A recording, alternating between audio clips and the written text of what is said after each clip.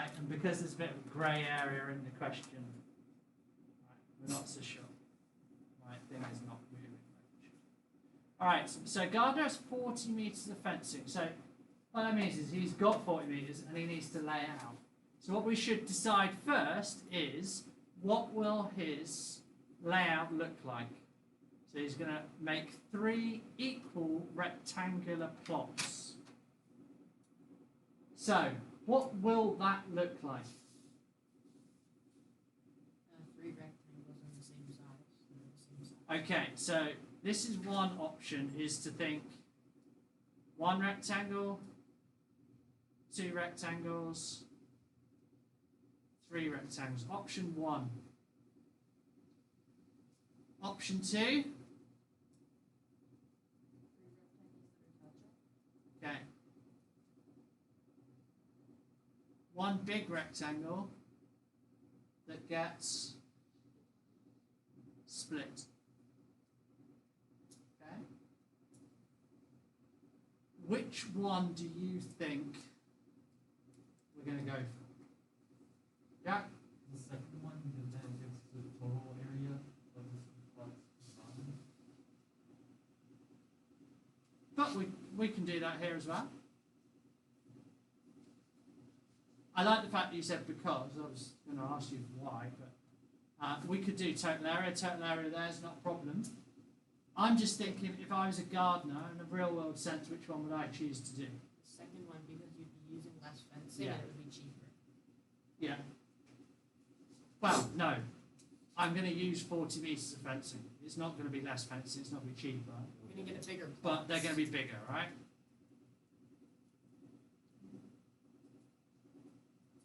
Okay. But then actually they're all 30 square metres. So it's a bit weird. So we have 2 potential options. All right. What's going to change actually would be the dimensions of the rectangle.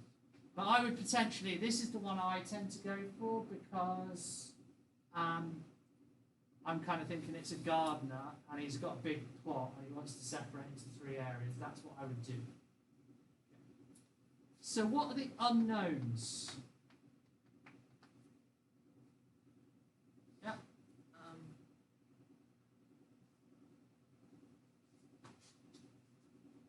Sorry, I thought I had one length and width. Length and width. Yeah. That's where our unknowns are. We don't know how much they are. Right? So that's what we've got to put in place. Now what we do though is we only actually want to use one variable. Right? The problem comes in when people start using too many variables. So what I'm going to do for this is I'm going to decide one of those dimensions is going to be my x. Which one? Because actually it doesn't really matter because you will end up with different equations, different solutions, depending on what you decide your x is going to be. One is not right over another as long as everything you do is correct. You pick what suits, what works for you. Right? Sometimes your choice will make your maths easier or harder, but it should be fun. Yeah. Well, I was going to say maybe 5 and 2. No, I don't want some numbers. Right. Where should we say x is an unknown?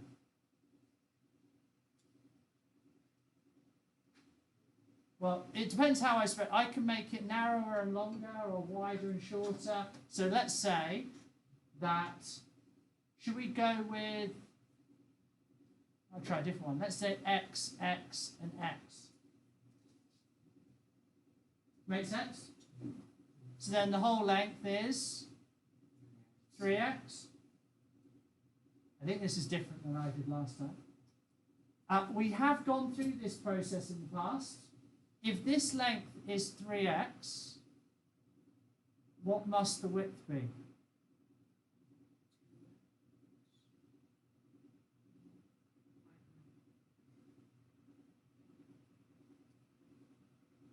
The total area divided by, yeah. Well, not the area, because what are those lines made up by? The fence, right? So what's the constraint? We've got our 40 metres of fencing. So actually, this length here must be 40 metres of fencing, Minus 3x. subtract 3x that I've used, because x is a length of fence, yeah? You happy with that? Wouldn't it be minus 6x then? Because there's 2 sides. Okay, yeah. So we've got 40 is the whole thing. So what I might actually do, no, let's keep it. So yeah, we've got 6x, because we've got 1, 2, 3, 4, 5, 6 x's. But that's just that length. So what we also then need to do is divide that by 4, because that would be one of those lengths. That makes sense? Quite complicated. But we're just setting it up. So that means, now I'm not saying that's the easiest way I could have gone to that point. This is one way. What would have happened if I'd have chosen a different option? So for instance, here's my, if I go with the same setup, but let's say I call this x instead. 40 minus 4x divided by 6x. 40 minus 4x, okay? So this would be x, x, x, x, 4 of them. 40 minus those 4 leaves me with those. Got to be split between 6. Actually, in this case, I wouldn't have it divided by 6. I would only divide it by 2. Why 2? Because I want a dimension there, yeah? So actually what I'm interested in is this length and this whole length, right? So this length is that one, 3x is that one. Make sense? I've got lots of information. So there are 2 options. Which one's right? I don't know. Which one would you like to use going forward? The first one. Second, there seems to be a consensus with second. Okay, I'm not saying whether that's would be my choice or not. But let's carry on with that then. So what's the next piece of information? The next piece is the total area. So total area of the 3 plots is 30 square meters. Okay.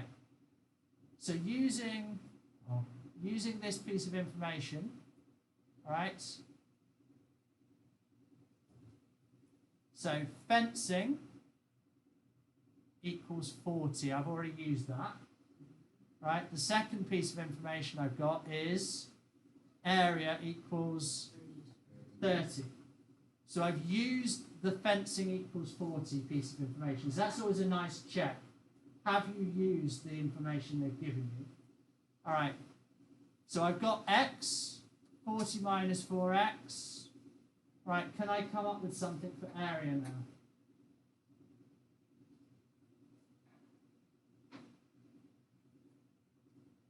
How do you find the area of a rectangle? Yeah? Times width. Length times width. So length times width equals 30. But I've got some expressions for length and width, so it needs to be. So there's my width. Here's my length. So I'm going to do 40 minus 4x divided by 2 multiplied by x equals 30. Okay? No, because where's the squared in area? Meters. Remember that I remember saying to you before, I always try and avoid it. It's not meters squared. What is it? Square meters. Square meters. Alright? It's 30 squares that are a meter by a meter. Yeah? It's not squaring anything. And that's a common, that's, if you think of it as meters squared, quite often it's like, well, shouldn't I square? Right, that's why. It's 30 square meters, but we're done. So that's just the units. At the end, this whole thing will tell me something, and the answer will be in a certain unit. Right? So what can I do at this stage then? This is now an equation where I can find x if I want to, right? And what would that then tell me? Well, that would tell me how that needs to be, and it will also tell me what that needs to be, and I can then just lay out my fence and that'll be it. If I don't lay it out in that sense, I won't get an area of 30. I'll get something less. All right? So let's have a look. What would we do? How can we figure out x? What do you want to do first, Jack? Expand the brackets. So you'd end up with 40x minus 4x squared, all divided by 2, x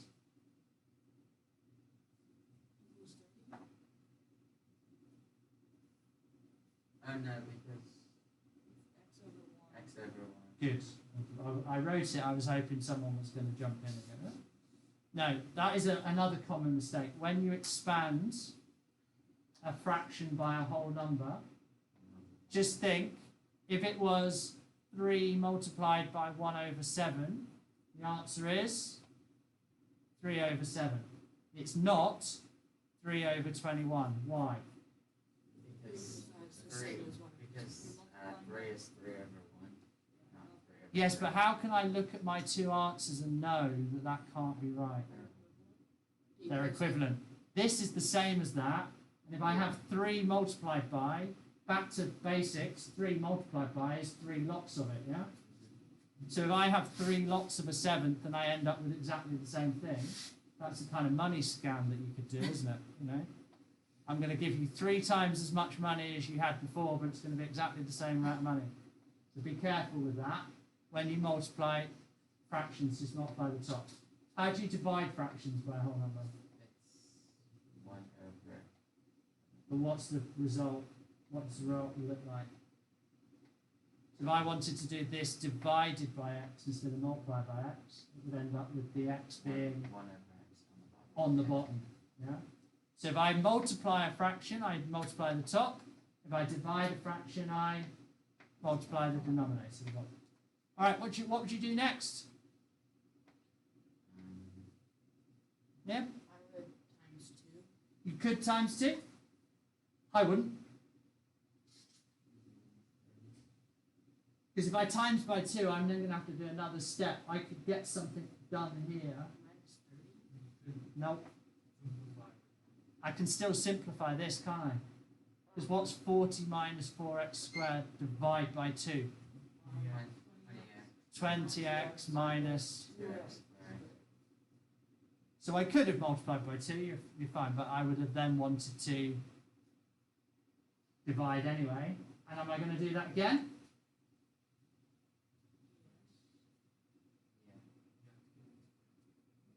Yeah. 10x minus x squared equals 15. Yeah? Now what do I do? Subtract 15. So I'm going to rewrite it as minus x squared plus 10x. I've just rearranged them, yeah? Minus 15 equals 0. Now you have your quadratic that you can solve.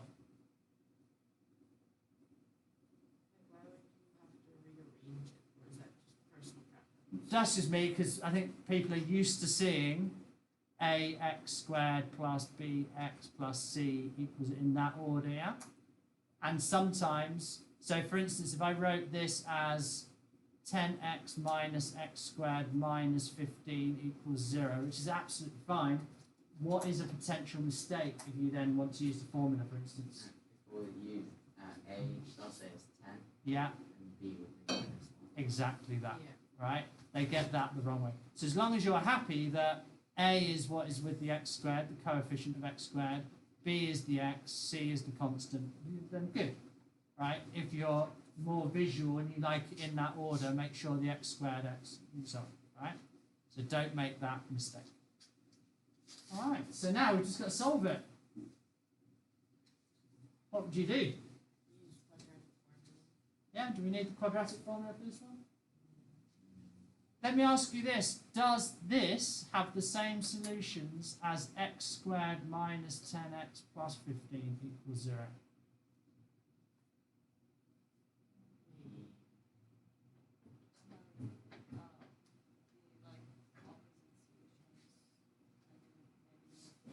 You think? Owen's shaking his head. Why are you shaking your head, Owen?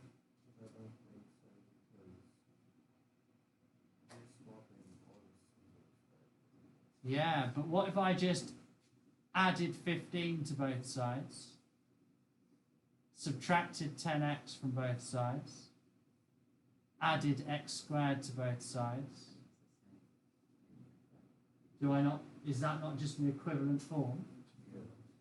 So actually, if I multiply by -1, is that not fine? So this is equivalent. So actually, I could do this. I get the same solutions, no? You can check. Should we have a go at factorising? Is it worth having a go at factorising? Or are you already straight into, want to use the formula for everything? I don't even remember. Don't admit that to your teacher, especially when they're videoing.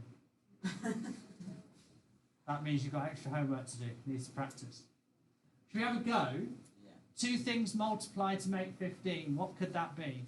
15 times 1, 5 times 3, and that's it, right? Yeah. But they don't, but none of that adds to -2. Yeah. So we've had a go and we're kind of like, no, it doesn't work. What could our next step be? Use the formula. We could use the formula. My preference now, you can definitely use the formula, but I'm going to do completed square form. So I'm going to go x minus 5 squared. Why did I do that? Because of the 10. This expanded would give me x squared minus 10x plus 25. So I actually need to minus 10. Is that right? No. Yeah, minus 10. And then I can solve, can't I? So then it's x minus 5 squared equals 10. X minus 5 is the square root of 10. So x is 5 plus and minus the square root of 10, which I can just chuck into my calculator. I end up with the same result as I would have done with the formula. I just find that's easier, right? In these numbers. I don't know about you. You could use the formula if you liked.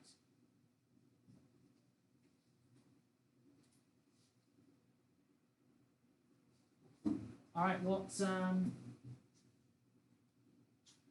that mean, though? Because we're in a criteria D question, so we can't just stop with those. We've got to actually answer a question. What was the question?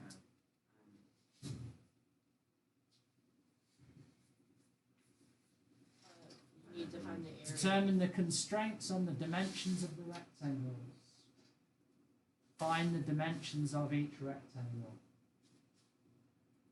So I've determined that x can be, what did I say, 5 plus or minus the square root of 10. Is there one more than the other or not? Well, let's turn them into decimals, shall we? Can you work those out for me? x1 and x2.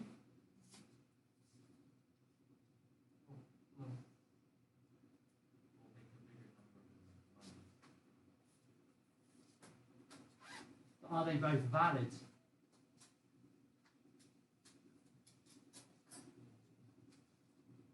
Do I care if it's a bigger number, or do I just want a set area? And if they're both valid, then what does that mean? Okay? Okay. So what are they?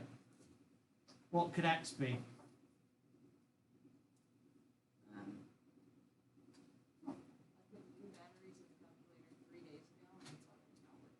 And stop playing games on it.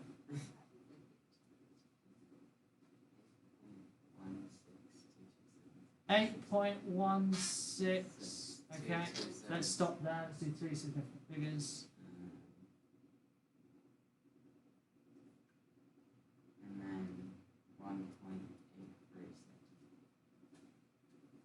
83784. Do you all agree? So back to my diagram then. Was this the one I was using, or was I using a different one? I actually used the one on the right. Okay. So, what are the dimensions of the rectangle? Well, we think it's either x is, what did we say, 8.186.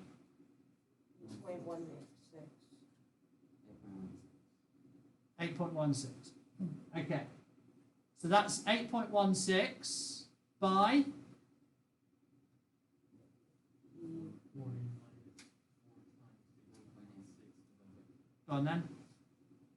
40 minus 4 times 8.16 divided by 2. I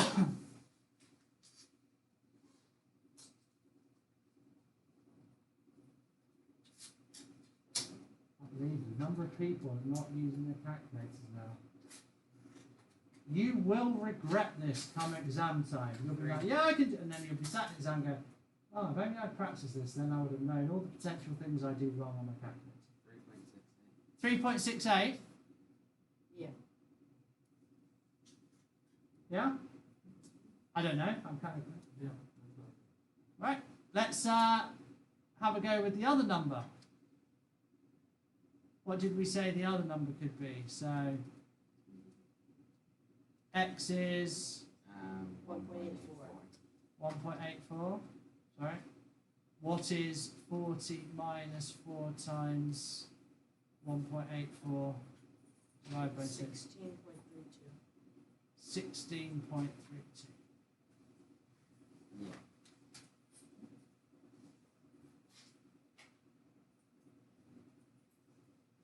So we've got two potential options, we think.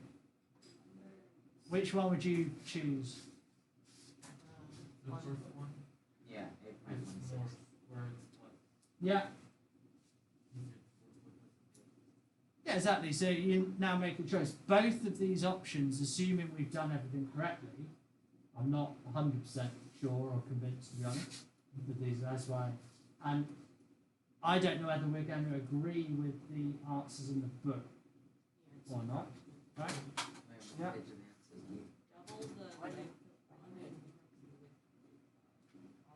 Yeah, so this multiplied by 2 gives you that.